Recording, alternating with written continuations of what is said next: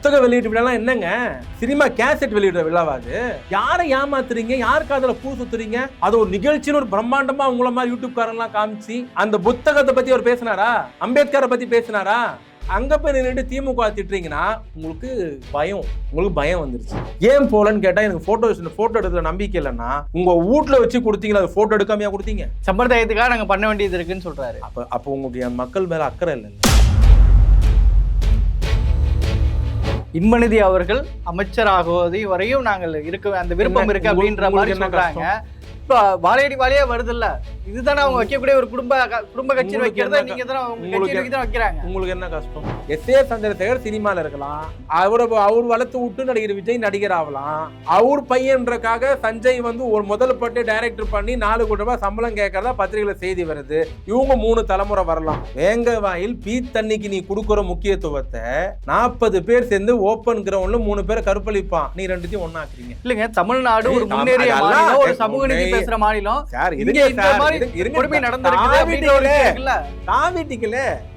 உங்களுடைய ஒப்பீடு அயோக்கியத்தனமா இல்லையா? உங்களுடைய ஒப்பீடு முட்டாள்தனமா இல்லையா? ஆனா நீங்க எப்படி கேக்குறீங்க? அந்த பொன்முடி மீது சேரடித்தார்கள், இது என்ன? இதுதான் பத்திரிகை தர்மமா? இதான் ஊடகவியலாளர் கேள்வி கேட்கிற லட்சணமா? ஏன் நாட்டு மக்கள் தவறான செய்தியை கொடுத்துட்டு இருக்கீங்க? என்ன காரணம்? அப்ப நீங்க பதிவு செய்ய, அப்ப உங்களை மாதிரி யூடியூப் சேனல் பாக்குற முக்கால் செய்தி தப்புன்னு முடிவு பண்ணிடலாமா? ஏன் கட்சி விட்டு எடுக்கிறாங்க? கூட இருந்தே தலைவலியை உண்டாக்கிய காரணத்தினால் பொறுத்து பார்த்தானன் திருமாவளவன் இன்னைக்கு நடவடிக்கை எடுத்திருக்கிறார்.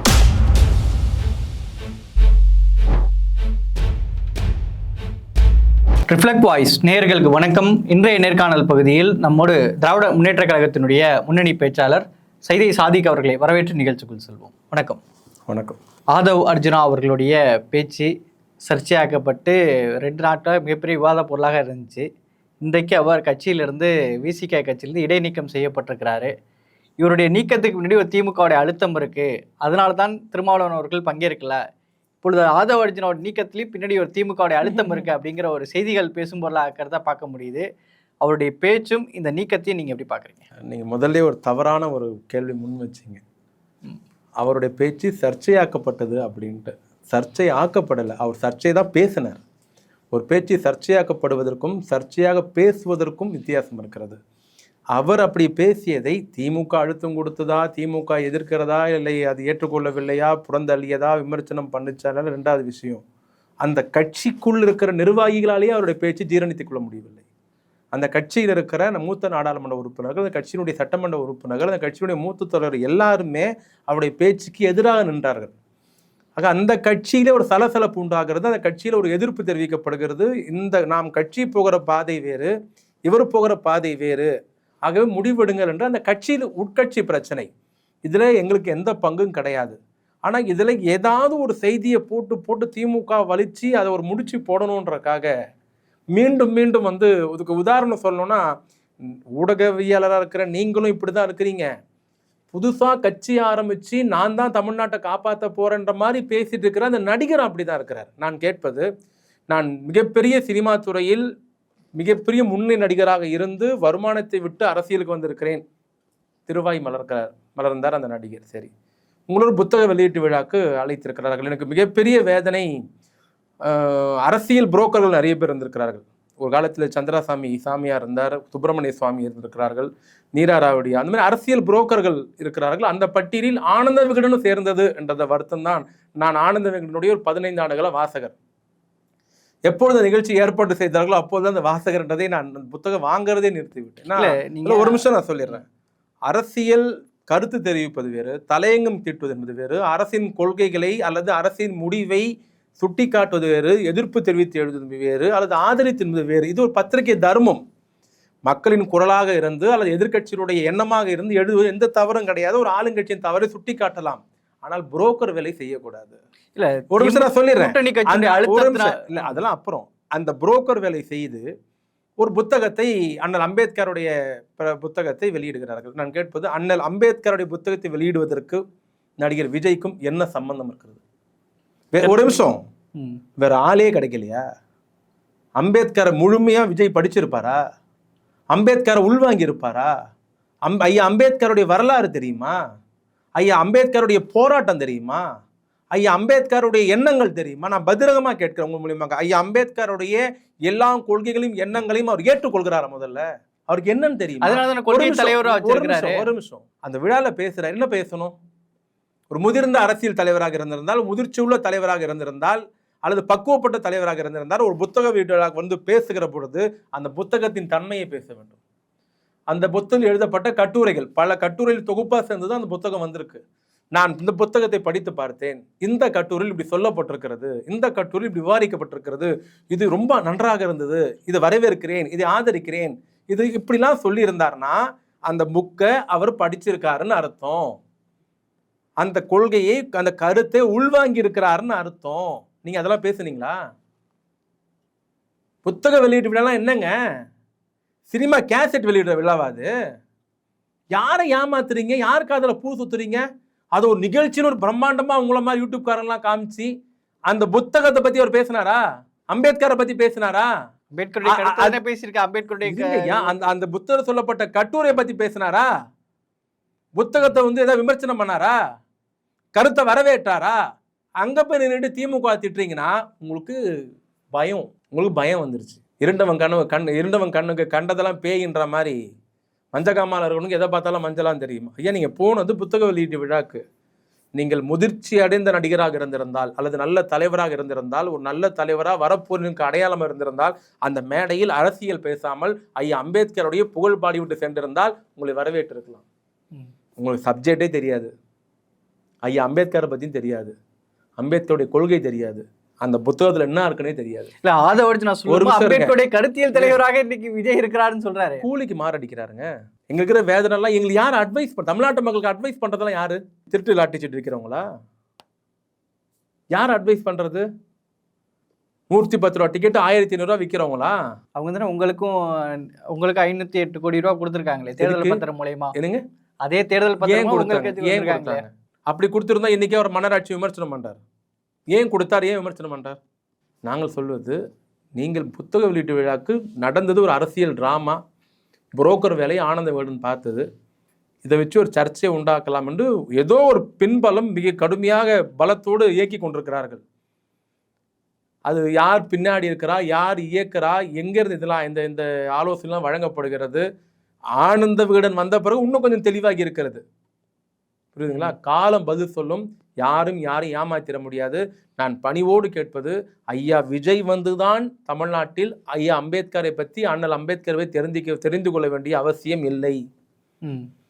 தமிழ்நாட்டில் அவர் பிறந்த சொந்த மாநிலத்திலேயே, மகாராஷ்டிரா மாநிலத்திலே அவர் பேரில் கல்லூரி இல்லாத போது, பல்கலைக்கழகம் இல்லாத போது, பள்ளிக்கூடங்கள் இல்லாத போது, தமிழ்நாட்டில் அவர் பெயரில் பல்கலைக்கழகங்களை உருவாக்கியது திமுக ஆட்சி, கல்லூரி உருவாக்கியது திமுக ஆட்சி, போக்குவரத்து கழகத்து பேர் வைத்தது திமுக ஆட்சி, பல திட்டங்களுக்கு பேர் வைத்தது திமுக ஆட்சி, சட்ட பல்கலைக்கழகம் உருவாக்கி அதுக்கு பேர் வைக்கிறீங்க. ஆனாலும் இங்க வந்து சாதி வன்முறைகள் நடந்துகிட்டு இருக்குது. வேங்கவேலுக்கு இன்னும் தீர்வு காணல, இன்னும் சாதி பார்த்த வேட்பாளர் நிறுத்தப்படுது, இன்னும் பொது தொகுதிகளை ஒரு தலித் நிக்க முடியல. இந்த குற்றச்சாட்டுகள் வைக்கிறாங்க. யார் சொன்னா தலித் நிக்க முடியலன்ட்டு? வரலாறு தெரியாம நீங்க பேசிட்டு இருந்தா என்ன அர்த்தம்? உங்களுக்கு தெரியல, தெரிஞ்சுக்க ஆசைப்படல, தமிழ்நாட்டு வரலாறு தெரியாது, தேர்தல் களம் தெரியாது. எத்தனை பொது தொகுதியில் தலித் நிக்க வச்சு பட்டியலின வேட்பாளர் ஜெயிக்க வச்சிருக்கிறோம்.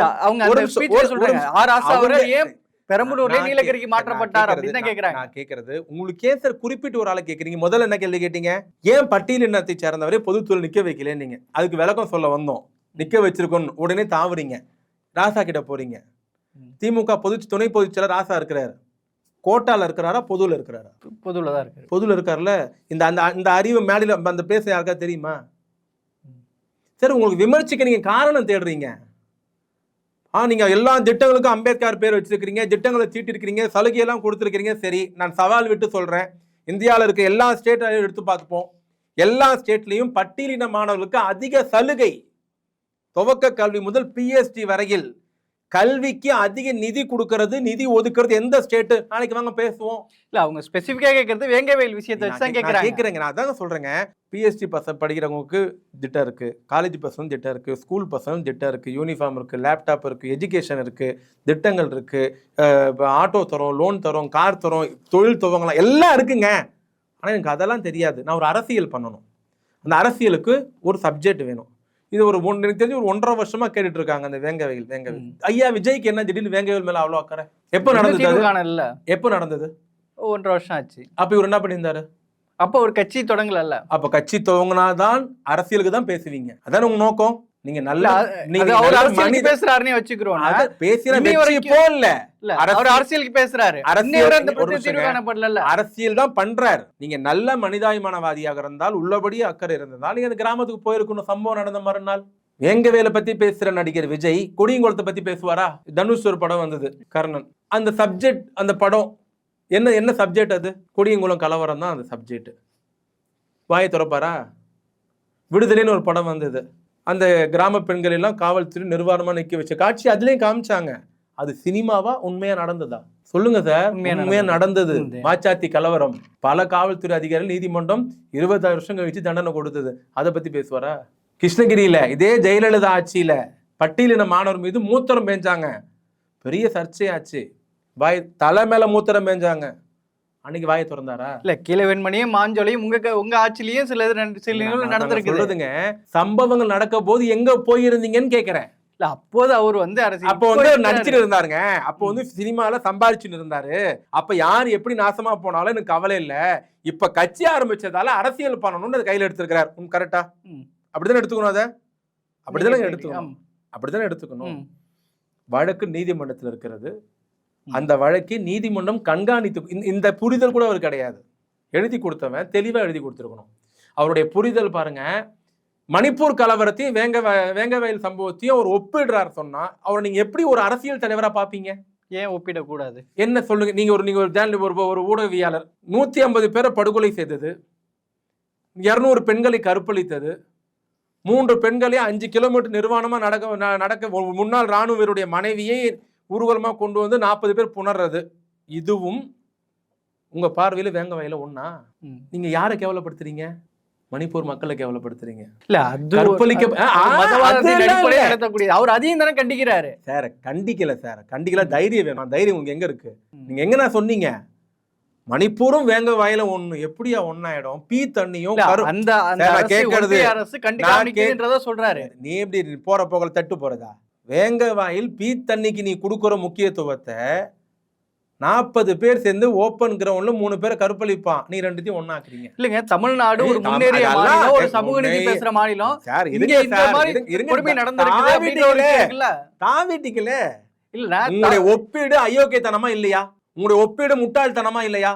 அவர் ஒப்பீடு இல்லைங்க, அது அங்க இங்க இந்த அரசு வேடிக்கை பார்க்கறது அவர் சொல்றாரு. அப்ப என்ன அர்த்தம்? இது ரெண்டும் ஒண்ணுதான். எப்படி 40 பேரை கற்பழிக்கிறதும் ஒண்ணுதான், ஊர்வலமா நிறுவனமா போறதும் ஒண்ணுதான், 200 பேரை கொலை பண்றதும் ஒண்ணுதான், 1 லட்சம் பேர் முகாமில் இருக்கிறதும் ஒண்ணுதான். ஏன் பிரதமர் போலன்னு கேட்க துப்பு இல்ல. என்ன கேட்டிருக்கணும்? மணிப்பூர்ல 1.5 வருஷமா நடக்குது, ஏன் பிரைம் மினிஸ்டர் போல அப்படி கேட்டிருந்தா பரவாயில்ல. ஏன் உள்துறை அமைச்சர் நடவடிக்கை எடுக்காம இருக்காரு, பதவி விலகணும் அப்படி கேட்டிருந்தா பரவாயில்ல. இந்த அரசு ஃபைலர் ஆயிடுச்சு மத்திய சர்க்காரு மணிப்பூர் விஷயத்துல அப்படி சொல்லி இருந்தா பரவாயில்ல. இல்ல, அப்போ விஜய் ரொம்ப சாஃப்டா இருக்காருன்னு சொல்ல வரீங்களா? அப்போ அண்ணாமலை தான் சொன்னார் ஒரு பத்திரிகையாளர் கூட்டத்துல. நான் சொன்ன கருத்து இல்ல, அண்ணாமலை சொன்ன கருத்து. பார்த்து மெதுவா பல்லு படாம அப்படி ஒரு கருத்து சொன்னார். ஞாபகம் இருக்கா இல்லையா? அண்ணாமலை சொன்னது அந்த மாதிரிதான் பிஜேபி கிட்ட இருக்காரு. நான் கேட்குறேன், விமர்சனம் பண்ணுங்க, எல்லாருக்கும் தகுதி உரிமை இருக்கு. கட்சி ஆரம்பிச்சிருங்க, விமர்சனம் பண்ணுங்க, குறைகளை சுட்டி காட்டுங்க. மாநாட்டுக்கு வந்தீங்க, அதுக்கப்புறம் இங்க வந்திருக்கிறீங்க, நடுவுல எங்க போனீங்க? ஒரு பனையூர்ல வச்சு நிவாரண உதவிகள்லாம் கொடுத்தாருல. அப்படியா? இந்தியாவில எந்த அரசியல் தலைவர் வீட்டுக்கு கூப்பிட்டு நிவாரணம் கொடுத்தாரு? இல்ல, அவரு ஒரு சினிமால உச்ச நட்சத்திரமா இருக்காரு. போனாருன்னா அதுக்கான ஒரு கூட்டம் வரும். எம்ஜிஆரை விட ஒரு உச்ச நட்சத்திரமா அவரு? எம்ஜிஆர் களத்துக்கு போலையா? அப்படி ஒரு அசம்பாவிதம் நடக்க வேணாம் தவிர்த்திருக்கா அவங்க தரப்புல சொல்றாங்க. 40 வருஷம் முன்னாடி பேசுறேன்னா 40 வருஷம் முன்னாடியே எம்ஜிஆர் களத்துக்கு போயிருக்கிறார். அப்ப இருந்த சூழ்நிலை சரியா இருந்தா இல்ல இப்ப இருக்கிற சூழ்நிலை சரியா இருக்குமா? கதை விடுறீங்களா? உங்களை மாதிரி கேவலமான ஊடகவியலாளர்லாம் அவருக்கு சொம்ப அடிக்கிறதாலதான் அவருக்கு உண்மையில நினைச்சுக்கிட்டு இல்ல இது கேவலமானது வேற என்ன வார்த்தைகள் வைக்கிறாங்க. அதை சொல்றீங்க கேவலம், நீங்க தப்புன்னு சொன்னீங்களாங்க? இல்லைங்க, கேள்விகள் நம்ம கேட்டுட்டு தான் இருக்கிறோம். 86 வயசுங்க கலைஞருக்கு. 86 வயசு 2015 வெள்ளத்துல வந்தாருங்க. 4 வருஷம் 4 வாட்டி முதலமைச்சர், திமுக தலைவர், நடக்க முடியாது, வீல் சேர்ல எங்க வந்தாரு? சென்னையில வெள்ளனிவாதம் வந்து பார்த்தாரு. 86 வயசுல வீல் சேர்ல ஒரு முன்னாள் முதலமைச்சர் வந்து வெள்ள நிவாரண வெள்ளத்தையும் மக்களை சந்திச்சு ஆறுதல் சொல்ற போது உங்களால முடியாது. யாராவது கேட்டீங்களா? கேள்வியா அதுவும் எழுப்பிட்டு தாங்க இருக்கிறாங்க. எங்க எழுப்புறீங்க? அதுவும் எழுப்பிட்டு தான் இன்னொரு இருக்காங்க. சர்ச்சையும் இருக்கு. அவருக்கு நிவாரணம் கொடுத்தவங்க எல்லாம் துணை நடிகை கூப்பிட்டு கொடுத்தாரு, போட்டோ ஷூட் நடத்துறாருன்னு. யாருக்கு தெரியும்? இப்ப கடலூர்ல உங்களுடைய துணை முதல்வர் போயிருக்கிறாங்க, உங்களுடைய அமைச்சர் போயிருக்கிறாங்க. இவங்களும் போட்டோ ஷூட் தான் பண்றாங்கன்னு சொல்லிட்டு அந்த மக்கள் சொல்றாங்களே, அது மாதிரி விரட்டி அடிக்கிற வீடியோலாம் வருது. இதுதான் சொன்னேன், நீங்க கேவலமான நீங்க இப்படி சொல்லலாம், நீங்க கோவப்பட்டீங்களே, அதனாலதான் சொன்னேன். 86 வயசு முன்னாள் முதலமைச்சரா இருந்த போய் பாக்குறாருன்னு சொன்னேன். ஏன் இந்த நடிகர் போலன்னு சொன்னா அவங்களால பதில் சொல்ல முடியல. அப்ப இது போட்டோ ஷூட்னா அதுவும் போட்டோ ஷூட் தானே? எது போட்டோ ஷூட்? களத்துல போய் சேத்துல நின்று பாதிக்கப்பட்ட மக்களை பார்த்து ஆறுதல் சொல்லி நிவாரணம் கொடுக்கறதெல்லாம் உங்க சிந்தனையில போட்டோ ஷூட்டா? அப்புறம் ஏன் பொன்முடி அவர்கள் கேட்கவாரி அடிக்கிறாங்க மக்கள்? கேக்குறேங்க, திமுக அரசு அங்க மக்கள் யாராவது சொன்னானா அவன் பைத்தியக்காரன் சங்கின்னு சொல்லுவான். வேற யாரு? அடிச்சவன் சங்கி கைது பண்ணிருக்காங்களே. இல்ல திமுக எதிர்த்தோ இந்த மாதிரி பேச, அதுதான் அந்த கூட்டத்திலே அவர் வைக்கிறாரு. திமுகவை எதிர்த்தோ மன்னராட்சி இந்த கேள்வி எழுப்பினாலும் உடனே சங்கின்னு சொல்லிடுறீங்க. இதுதான் அவங்க அந்த கூட்டத்திலே வைக்கிறாங்க. சங்கின்னு சொல்லாம என்ன பொறுக்கி நான் சொல்ல முடியும்? ஏன் சங்கி? சேர் அடிச்சவன் பாஜகவுடைய மாவட்ட தலைவருடைய தம்பி, எல்லா பத்தியும் செய்தி வந்திருக்கு. இதை எந்த முட்டாலும் படிக்காம கேள்வி கேட்டா என்ன பதில் சொல்ல முடியும்? சேர் அடிச்சவரு பாஜக மாவட்ட தலைவரும் அவருடைய தம்பி சேர் அடிச்சாங்க, அந்த ஊர் ஜனமே அவங்களை சத்தம் போட்டு பிரச்சனை பண்ணிருக்கு, அந்த செய்தியும் வருது. ஆனா நீங்க எப்படி கேக்குறீங்க? அத பொன்முடி மீது சேர் அடித்தார்கள், இது என்ன? இதுதான் பத்திரிகை தர்மமா? இதான் ஊடகவியலாளர் கேள்வி கேட்கிற லட்சணமா? சேர் அடித்தவர் அந்த சேரு மந்திரி மீதும் பட்டது, டெப்டி கலெக்டர் மேலும் பட்டது, போலீஸ் இன்ஸ்பெக்டர் மேலேயும் பட்டது. இன்னைக்கு காவல்துறை அதிகாரி கம்ப்ளைண்ட் கொடுத்து 2 பேர் மேலே எஃப்ஐஆர் போட்டிருக்காங்க. மக்கள் அடித்திருந்தால் மக்கள் சும்மா இருந்திருப்பாங்களா? சொல்லுங்க சார். ஏன் நாட்டு மக்கள் தவறான செய்தியை கொடுத்துட்டு இருக்கீங்க? என்ன காரணம்? அப்போ நீங்க பதிவு செய்ய, அப்போ உங்களை மாதிரி யூடியூப் சேனல் பார்க்குற முக்கால் செய்தி தப்புன்னு முடிவு பண்ணிடலாமா? விசாரிக்கிறது இல்லை, உண்மையை சொல்றது இல்லை, கள நிலவரத்தை சொல்றது இல்லை, போற புகழ பொட்டம் பொதுவா சொல்லிட்டு போயிட்டீங்கன்னா அது என்ன அர்த்தம்? வந்து பொன்முடி மீது சேரை அடித்தது பாஜக மாவட்ட தலைவரும் அவருடைய தம்பியும். அவர் மீது எஃப்ஐஆர் பதிவு செய்யப்பட்டிருக்கிறது, ஒருவர் கைது செய்யப்பட்டிருக்கிறார். இது நடந்தது அரசியலுக்காக. அவங்க போனது 100 கிராமத்துக்கு. ஒரு கிராமத்தில் இவங்க வேணும்னே அதை பண்ணாங்க. அது இன்னைக்கு வெட்ட வருஷம் ஆயிடுச்சு. வீடியோவில் தெரிஞ்சது, ஃபோட்டோவில் தெரிஞ்சு முடிஞ்சு போச்சு. நாங்கள் கேட்பது, 86 வயசு கலைஞர் வீல் சேர்ல உட்கார்ந்து மக்களை சந்தித்து ஆறுதல் சொல்கிறார், அவரால் முடியும்னா ஏன் உங்களால முடியாது? ஏன் போல? ஏன் போலன்னு கேட்டா எனக்கு போட்டோ எடுத்துல நம்பிக்கை இல்லைன்னா உங்க வீட்டுல வச்சு கொடுத்தீங்களா? அது போட்டோ எடுக்காமையா கொடுத்தீங்க? சம்பிரதாயத்துக்காக நாங்க பண்ண வேண்டியது இருக்குன்னு சொல்றாரு. அப்ப உங்களுக்கு என் மக்கள் மேல அக்கறை இல்லைல்ல, பரிதாபம் இல்லைல்ல, வலி இல்லைல்ல? சரி, கடலூர் போனா, விழுப்புரம் போனா, கிருஷ்ணகிரி போனா, ஊத்தங்கரை போவனா, தர்மபுரி போவனா சார்? அந்த திருவண்ணாமலை மலையில திடீர்னு பாறை சரிஞ்சு 5 குழந்தைங்க செத்து போச்சு. 18 மணி நேரம் துணை முதலமைச்சர் அங்க இருந்தாரு. அந்த குழந்தைங்க சாவாக்குது போயிருக்கலாமே. வீட்டில் உட்கார்ந்து உங்க கார் டயர் வந்து மழை தண்ணில படக்கூடாதா? ஏன் உங்க கால் சேர்ல படக்கூடாதா? நீங்க வீட்டை விட்டு வர ஒர்க் ஃப்ரம் ஹோம் கேள்விப்பட்டிருக்கோம், வீட்டில் உட்கார்ந்து வேலை செய்கிறோம். ஆனா வீட்டில் இருந்து கொண்டே நிவாரணம் கொடுத்த ஒரே அரசியல் தலைவர். அதே போல அந்த கூட்டத்துல முக்கியமா ஒரு விஷயம் இதுதான் பெருசா சொல்லப்படுது. மன்னராட்சியை ஒழிய வேண்டுமென்றால் பிறப்பால் ஒரு முதல்வர் வரக்கூடாது அப்படின்றதுதான். அந்த பிறப்பால் ஒருவர் முதல்வர் ஆகியிருக்கிறார் அப்படின்றது தான் அவங்க சொல்ல வராங்க. இதுக்கு அரசியல் அறிவு வேண்டாம், ஒரு ஆவரேஜ் அறிவே போதும். பைத்தியம் ஒன்றும் ரொம்ப முத்தி போயிருக்கணும், இல்லைன்னா முழுக்க அவர் வந்து அடிவரடியா மாறி இருக்கணும், அந்த நடிகருடைய அடிவரடியா பேசினவர் மாறி இருக்கணும். இது ஒரு ஜனநாயக நாடு, டெமோக்ரஸி. இப்பொழுது இருக்கிற முதலமைச்சர் மக்களால் தேர்தலில் நின்று, தேர்தலை சந்தித்து, மக்களை சந்தித்து, வாக்களித்து பெரும்பான்மை பெற்று முதலமைச்சரானவர். இதற்கும் மன்னர் ஆட்சிக்கும் என்ன சம்பந்தம் இருக்கு? முதல்ல கலைஞர், அதுக்கப்புறம் அவர்களுடைய மகன், அடுத்து உதயநிதி அவர்கள், இப்படி தொடர்ச்சியா வரும்போது ஒரு குடும்பம் சார்ந்துதான் அந்த கட்சி. சந்திரசேகர் யாரு? சந்திரசேகர் யாரு? அவங்க அப்பா இதுல இருந்தாரு. சினிமா நடிகர் விஜய் யாரு? சினிமா. அவங்க பையன் சஞ்சய் யாரு? சினிமாவுக்கும் மக்கள் ஆட்சி ரெண்டுத்துக்கும் வித்தியாசம். கட்சிங்கிறது வேற, சினிமா கரியருங்கிறது வேறல. சினிமா அதுதான் கட்சி. இப்படி சமாளிக்கிறீங்க, உருட்டுறீங்களா போட்டு? சந்திரசேகர் சினிமால இருக்கலாம், எஸ்.ஏ. சந்திரசேகர் சினிமால இருக்கலாம், அவர் வளர்த்து விட்டு நடிகர் விஜய் நடிகர் ஆகலாம். அவர் பையன்றக்காக சஞ்சய் வந்து ஒரு முதல் பட்டு டைரக்டர் பண்ணி 4 கோடி ரூபாய் சம்பளம் கேட்கறதா பத்திரிகையில செய்தி வருது. இவங்க 3 தலைமுறை வரலாம், அதை கேட்கக்கூடாது. அது சினிமால அவங்க வரலாம். ஆனா அரசியல்ல நாங்கள் யாரை திணிச்சோம்? என் கட்சியில் அது குடும்பம் இல்லை, அது சினிமா. ஒருவர் சுயமாக சினிமாவில் போய் முட்டி மோதி வந்து வளர்ந்து வந்தாருன்னா அவர் வேற. ஐயா தலை அஜித்தை சொல்றீங்களா? அவங்க அப்பா டைரக்டரா, ப்ரொடியூசரா, கேமராமேனா, சினிமாவில் இருந்தாரா? இல்லை, தன்னுடைய சுயமுயற்சியால் ஒரு சுயமமா வந்தவர். அப்படி வந்தவர் அவரு? சொல்லுங்க சார், அப்படி வந்தவரா? சரி, உங்க அப்பா அங்க அங்க பரம்பரை கட்சியையும் சீமாவையும் நீங்க அந்த தொழிலையும் நீங்க கட்சியோட சார், நான் சார் தொழில் தான் சார். அந்த தொழிலை இவர் எப்படி வந்தாரு, அவர் எப்படி வந்தாரு? எந்த வித முன்ன அறிமுகம் இல்லாமல், எந்த விதமான சப்போர்ட் இல்லாம ஒரு நடிகர் வந்தார். எம்ஜிஆர் ஐயா வந்தார், நாடகத்தை நடிச்சு துணை நடிகராக இருந்து நடிகராக வந்து அது சுயமாக வந்தது. ஐயா சிவாஜி கணேசன் வந்தார், நாடக கம்பெனில இருந்து சினிமாவுக்கு வந்து சுயமா வந்தவர். இவங்க அப்பாவோ தயாரிப்பாளரா இல்லை, டைரக்டரா இல்லை, கேமராமேனா இல்லை, சினிமா துறையில் இல்லை, இவங்க சுயமா வந்தவங்க. அமெரிக்க சுயமா வந்தவங்களை பட்டியல் எடுத்தீங்கன்னா ஓகே, சுயமா வந்தார். நீங்க எப்படி வந்தீங்க? உங்க அப்பா தயாரிப்பாளர், டைரக்டர், நீங்க ஒரு சினிமா நடிகர், நீங்க உங்க பையன் ஒரு டைரக்டர், ஆனா நீங்க எங்களை பார்த்து கேட்குறீங்க. முதல்ல மன்னராட்சி என்பது பைத்தியக்காரத்தனம். மன்னரை தோக்கடித்த கட்சி திமுக. மன்னர் ஆட்சி இல்லை, மன்னர் கட்சி இல்லை, இது மன்னரையே தோக்கடித்த கட்சி திமுக. ராமநாதபுரத்தில் நடந்த தேர்தலில் அந்த மன்னரை குதிரலாடத்தில் வேலை செய்யக்கூடிய ஒருவரை நிற்க வைத்து மன்னரை தோற்கடித்தோம். இது திமுக அந்த வரலாறு உண்டு, பெருமை உண்டு. மன்னர் மாளியம் ஒழிக்க வேண்டும் என்று அன்னை இந்திரா காந்தி முடிவு செய்த பொழுது, அவர் கட்சிக்குள்ளேயே சலசலப்பு உண்டான பொழுது, பெரும்பான்மைக்கு பலம் தேவைப்பட்ட பொழுது, திமுக 25 நாடாளுமன்ற உறுப்பினருக்கு இந்திரா காந்திக்கு ஆதரவு தர வைத்து இந்தியாவில் மன்னர் மானியத்தை ஒழித்த கட்சி திமுக. இது மன்னர் கட்சி அல்ல.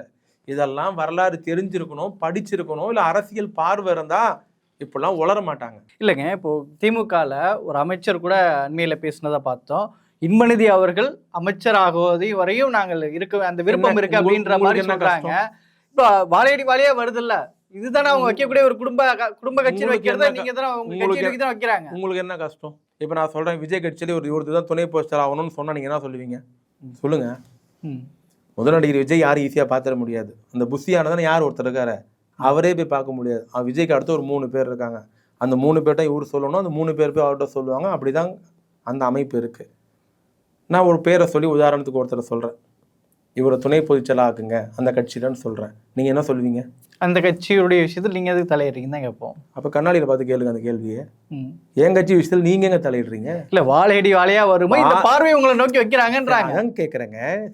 தலைமுறையில் வாழையடி வாழையா வரலாம் செல்வாக்கை பயன்படுத்தி. ஆனால் அரசியல் வாழையடி வாழையா என்பது மக்கள் தான் தீர்மானிக்க வேண்டும். எல்லா வாரிசு தலைவர் ஜெயிச்சிட்டாங்களா வாழையடி வாழையா வர்றதுக்கு? சொல்லுங்க. ஓபிஎஸ் பையன் ஜெயிச்சிட்டாரா? ராஜன் செல்லப்பா பையன் ஜெயிச்சிட்டாரா? எடப்பாடிக்கு அப்புறம் ஒரு மகன் அப்படி வரலையே. யார் சொன்னா? எடப்பாடி மகனும் ஓப்பனா வரல, அவ்வளவுதான். அது என்ன ஓபிஎஸ் பையனை மட்டும் ஏத்துப்பீங்க, இபிஎஸ் பையன் மட்டும் ஒன்றும் வரலையே மட்டும் ஜாவலா காட்டுறீங்க? எங்க என்னங்க இது? மக்கள் ஏற்றுக்கொள்ள வேண்டும். இப்பயும் சொல்றோம், என் கட்சியில் யார் நிர்வாகியாக நாங்க முடிவு பண்ணுவோம். ஆனால் மக்கள் பிரதிநிதியாக யார் வர வேண்டும் யார் முடிவு பண்ணோம்? மக்கள் தான் முடிவு பண்ணணும். மக்கள்கிட்ட தானே கொடுத்துருக்கோம். நாங்கள் ஒரு நியமன மேயர் ஆக்கணுமா, நியமன எம்பி ஆக்கணுமா? இல்லையே, மக்கள்கிட்ட ஒப்படைச்சோம். எதிர்த்து நின்ற வேட்பாளர்கள் டெபாசிட்டே வாங்க முடியாத அளவுக்கு ஒரு இமாலய வெற்றியை உதயநிதி கொடுத்தார்கள். நான் மீண்டும் மீண்டும் சொல்லுகிறேன், பழைய புலி மாதிரி புளிச்சு போன வாரத்தை திமுக குடும்ப அரசியல் கூட எங்கள்கிட்ட குடும்பம் இருக்கிறது, ஆகவே அரசியல் இருக்கிறது. நாங்கள் எங்கள் கட்சியில் யாரை வேண்டுமானாலும் பயன்படுத்திப்போம். இவர் மக்கள் பிரதியாக வர வேண்டும் என்று இருந்தால் அது மக்களிடத்தில் ஒப்படைப்போம், மக்கள் தான் தீர்மானிப்பார்கள். சரி, அப்போ அண்ணாமலை அவர்கள் சொல்லும்போது திமுக தான் விஜயை உருவாக்கி இருக்குது, அதாவது ஓட்டை பிரிக்கிறதுக்கு திருமாவளவன் அவர்களை இந்த மாதிரி மூவ் பண்ணியிருக்கிறாங்க ஆதவர்ஜுனம் மூலயமா அப்படின்ட்டு இருக்காங்க. திமுக எதிர்கட்சிகளை அப்படி பிளவுபடுத்துவதற்கு ஓட்டை, அதாவது திமுக எதிர்ப்பு ஓட்டுகளை உடைப்பதற்கான சதியை செய்தா. மகாராஷ்டிராவில் ஒரு ஐஏஎஸ் படிச்சுட்டு லண்டனில் போய் 3 மாதம் கிளாஸ் எடுத்துகிட்டு வந்திருக்கிறாரு. எதிர்கட்சிகளை உடைக்கிறத பற்றி பிஜேபி பேசுறதா? தேசியவாத காங்கிரஸ் உடைச்சது யார்? சிவசேனா உடைச்சது யார்? அது போல் நீங்களும் பண்றீங்களா? இல்ல இல்ல, அவர் கேட்கலாமா தான் கேட்கிறேன். கட்சியெல்லாம் உடைச்சது யாருங்க? பிஜேபி தானே. அவர் போய் எங்க கேட்கிறாரு? இதுக்கு அரசியல் அறிவு சொல்ல அவசியமே கிடையாது. நாங்கள் யாரையும் தூண்டிவிட்டு கட்சி ஆரம்பிக்க வைத்துதான் எதிரியை வீழ்த்த வேண்டிய அவசியம் திமுகவிற்கு இல்லை. காரணம் ஜெயலலிதாவை வீழ்த்தினோம், எம்ஜிஆரையும் வீழ்த்தினோம், காமராஜரையும் தேர்தல் களத்தை தோற்கடித்திருக்கிறோம், பக்தோச்சலத்தையும் தோற்கடித்திருக்கிறோம். திமுக எல்லாரையும் பார்த்திருக்கிறது. எங்களை போல் வென்ற இயக்கமும் இல்லை, எங்களை போல் தோற்ற இயக்கமும் இல்லை. இல்லை, குறிப்பாக விஜய் சொல்லும்போது கூட்டணி கணக்குகளை வைத்து 200 வெல்வம்ன்றது இருமாப்போடு ஒரு கட்சி இருக்கு அப்படின்ற மாதிரி சொல்றாரு. அதே மக்கள் மைனஸ் ஆக்குவாங்க அப்படின்றாரு. இதில் குறிப்பாக நான் கேட்க வருதுன்னா, நீங்கள் தொடர்ந்து 200ங்கிற முழக்கம் வச்சிட்டு இருக்கிறீங்க. அந்த 200 இடம் அப்படிங்கும்போது கூட்டணி கட்சிகளுக்கு ஏற்கனவே பெற்ற கட்சிகளுக்கு ஒரு சரியான இடங்கள் கிடைக்காது. அப்படிங்கும்போது கூட்டணி கட்சியாக இருக்கக்கூடிய விசிகாவே இந்த சதிகளை செஞ்சாங்களா? அதான் ஏன்னா உங்களை பொறுத்த வரைக்கும் என்ன கணக்கு போட்டு விஜய் நோண்டி விட்டாங்கன்னா, முதல்ல கட்சி ஆரம்பிக்கணும், இந்த அலையன்ஸில் ஒரு குழப்பம் வரணும், இந்த கூட்டணி உடையணும், யாராவது 2 பேர் அங்கே போனா. நான் என்ன கேட்குறேன், நடிகர் விஜய் வந்து அவ்வளோ பலவீனமாக இருக்கிறாரா? ஏன் அண்ணன் திருமாவளவன் அவர் பக்கம் வரணும்னு இவ்வளோ பிச்சை எடுக்காத குறையா கேட்குறீங்க? கட்சி நான் அவருக்கு அழைப்பு எடுக்கிறோம் அப்படிங்கிறது எப்படி ஒரு எந்த விதத்துல, என்ன பாயிண்ட்ல? சார் நான் வரமாட்டேன், உங்க கொள்கை வேற என் கொள்கை வேற, நான் சரியான திசையில போயிட்டு இருக்கேன், நான் அவர் சொன்ன அப்புறம் ஏன் சார் அதை பேசுறீங்க? அவர் வார்த்தை தவறினாரா? அவர் காத்திருந்தாரா? அவர் மௌனமா இருந்தாரா? புத்தகத்தை நாள் குறிப்பிட்ட நாள் முதல் தொடர்ந்து சொல்கிறார், நான் பங்கேற்க மாட்டேன், பங்கேற்ற அரசியல் குழப்பம் வரும், நீங்க சும்மா இருக்க மாட்டீங்க, தூண்டில் போடுவீங்க, தப்பா எழுதுவீங்க, கேள்வி எழுப்புவீங்க, அந்த சிக்கலுக்களும் நான் ஆளாக மாட்டேன், எங்க கூட்டணி உறுதியாக இருக்கு, நான் இந்த கூட்டணி தான் தொடரும், 2026 திமுக கூட்டணி தான் இருப்போம், அமோக வெற்றி பெறும் சொல்லிட்ட அப்புறம் ஏன் நீங்க பேசுறீங்க? நீங்க வந்திருக்கலாம், அழுத்தத்துலதான் வரலன்னா நீங்க எவ்வளவு பலவீனமா இருக்கீங்க. அப்போ யாரோ தேடுறீங்க, யாராவது வாங்க வாங்க வாங்கன்னு கேட்குறீங்க. பொது உடைமை இயக்கம் தெளிவாக பதில் சொல்லிடுச்சு, டாடா பாய் பாய். எந்த இஸ்லாமிய இயக்கமும் திரும்பி பார்க்கல, காங்கிரஸ் வாய்ப்பு இல்லை. ஏன் விசிகா மட்டும் அவங்க அதுதான் கேட்குறேன், ஏன் கெஞ்சுறீங்க? அண்ணன் திருமாவளவன் யார் அழுத்தம் கொடுத்தா? நாங்கள் அண்ணன் திருமாவளவன் சிறுத்தையா பார்க்குறோம். அது சீருகிற சிறுத்தை, அந்த சிறுத்தை பாசிசுக்கு எதிராக சீரும், இந்திய ஆதிக்கத்துக்கு எதிராக சீரும், அது மத்திய அரசாங்கம் மோடி அரசாங்கம் எதிராக சீரும், தமிழுக்கு நலனுக்கு எதிராக இருந்தால் சீரும். நாங்கள் அவரை அப்படி வச்சிருக்கோம், அப்படி பார்க்குறோம். நீங்கள் ஏன் அவரை சிறுமைப்படுத்துறீங்க? ஏன் இன்னும் காலில் விழுந்து நீங்கள் கெஞ்சலை எங்ககிட்ட வந்துருங்கன்ட்டு? இப்படியா பேசுறது? அப்ப நீங்க ரொம்ப பலவீனமா இருக்கீங்க, நீங்க எடுபடலை. யாராவது ஒருத்தர் உங்களுக்கு எவ்வளவு திமிரு, கொழுப்பு, ஆணவம், அகங்காரம் இருந்தா நம்ம கூட வந்தா ஆட்சியில பங்கு தருவோம்னு சொல்லுவீங்க. அப்பனா நான் எல்லாம் காத்துட்டு இருக்காங்களா அதிகாரத்துக்காக? அது அவங்க கட்சி, அவங்க கட்சியிலே ஒரு முழக்கம். அப்படி சொல்லல, அப்படி சொல்ல நம்ம கூட வந்தா சும்மா விட்டுற முடியுமா? அவங்களுக்கும் ஆட்சியில பங்கு தருவோம், அவர் சொன்ன ஸ்டைல் அப்படித்தானே சொன்னாரு. நான் காத்துட்டு இருக்காங்களா அதிகாரத்துக்காக? அவர் சொன்ன நோக்கம் என்ன? யாருக்கும் கொள்கை இல்லை, யாருக்கும் சித்தாந்தம் இல்லை, எல்லாருக்கும் அதிகார பசி, எல்லாருக்கும் ஆட்சி அதிகாரத்தில் வரணும் எண்ணம்.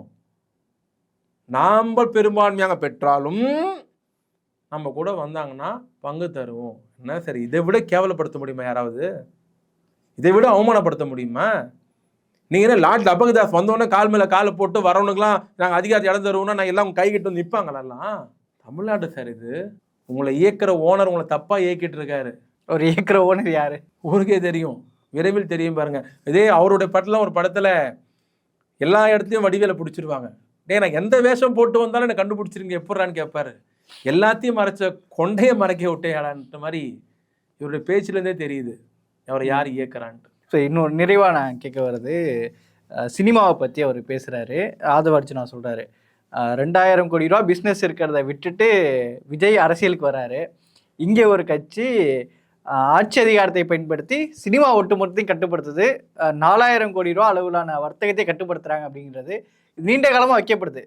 திமுக ஆட்சி வந்ததுக்கப்புறம் சினிமா துறை ஒட்டுமொத்தமும் திமுகவுடைய பிடியில் தான் இருக்குது, அவங்க கட்டுப்பட்டதை எல்லா படங்களும் வருது அப்படின்ற மாதிரி வைக்கிறாங்கல்ல. இந்த விமர்சனத்தை எப்படி?